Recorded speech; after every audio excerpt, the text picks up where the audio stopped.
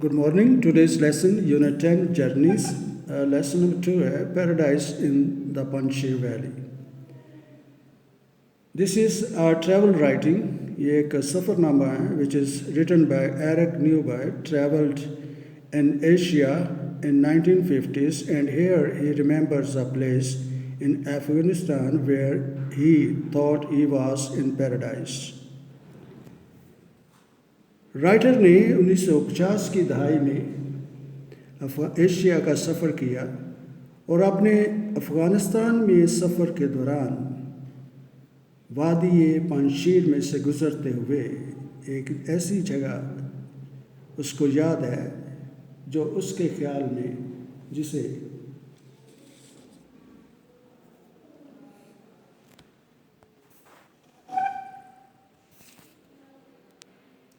यहाँ अफ़गानिस्तान में उसे एक ऐसी जगह याद है जहाँ उसे ऐसा लगा जैसे वो जन्नत में है.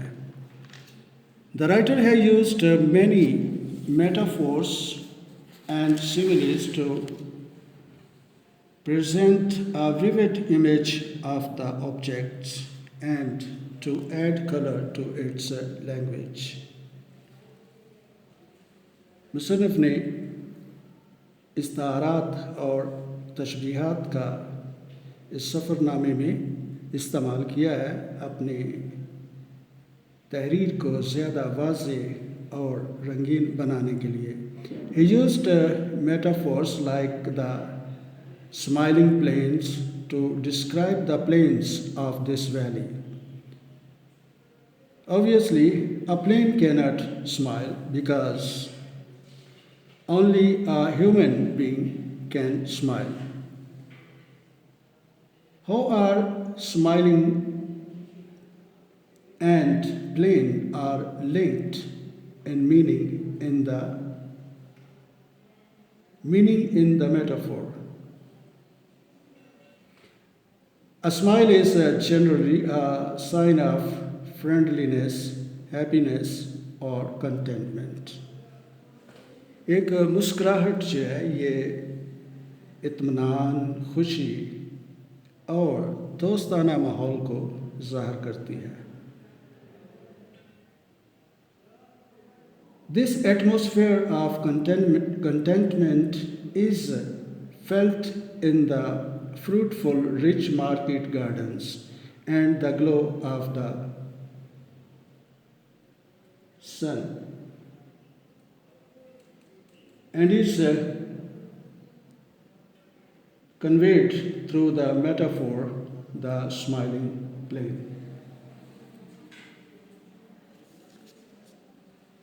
इसका इजहार जो है ये फलों के बागात और गरूब होते हुए सूरज की रोशनी में इसका इजहार होता है.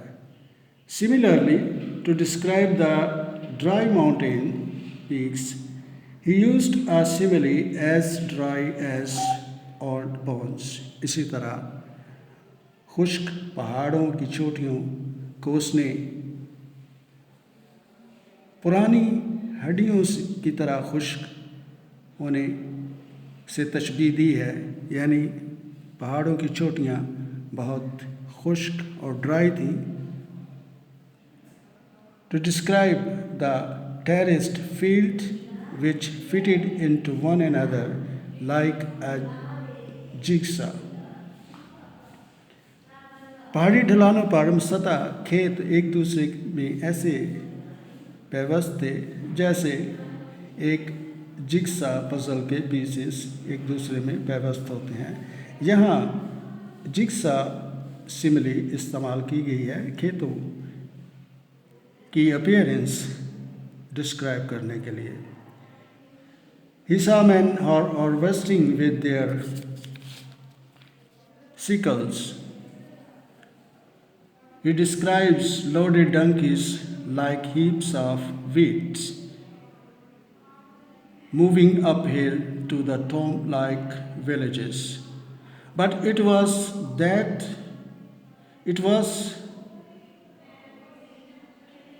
the river that dominates the scene. इस मैदान में सबसे नुमायाँ चीज़ दरिया था. The boys were swimming in the river and smaller children were splashing and pottering. बड़े लड़के दरिया में नहा रहे थे और छोटे बच्चे दरिया के किनारे पर पानी के छींटे एक दूसरे पर उड़ा रहे थे. He used another simile to describe the road, ना हमवार बल खाती सड़क को उसने बयान करने के लिए एक और सिमिले, एक तशबीह इस्तेमाल की है. It was like driving along the back of a boa constrictor that had just enjoyed a good meal. सड़क पर गाड़ी चलाना ऐसे ही था जैसे किसी अजदहे की पुश्त पर गाड़ी चलाना हो जो अभी अभी किसी अच्छे खाने से लुत्फ़अंदोज़ हुआ. बड़े अजदहे जो हैं ये अपना शिकार सालन नुगलते हैं, चबाते नहीं हैं, और जो कुछ उन्होंने खाया होता है उनके जिस्म में उसी तरह देखा जा सकता है, और उनका जिस्म जो है वो कहीं से फूला नज़र आता है, कहीं से बिचका हुआ नज़र आता है. तो उसने सड़क बताया कि सड़क भी ऐसी ही नाहमवार और बल खाती ही थी.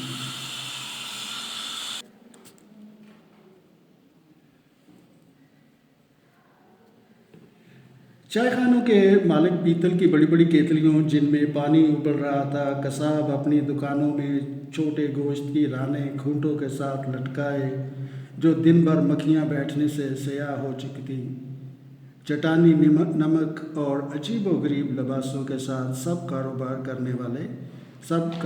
करने के लिए तैयार थे. बाजार के दरमियान में 1930 मॉडल की एक बड़ी अमेरिकन कार पहियों के बगैर दरख्त के तनों पर खड़ी थी. ये एक जर्मन सयाह की थी जो दरा अंजुमान की सैर के लिए गया लेकिन वापस नहीं आया. That's all.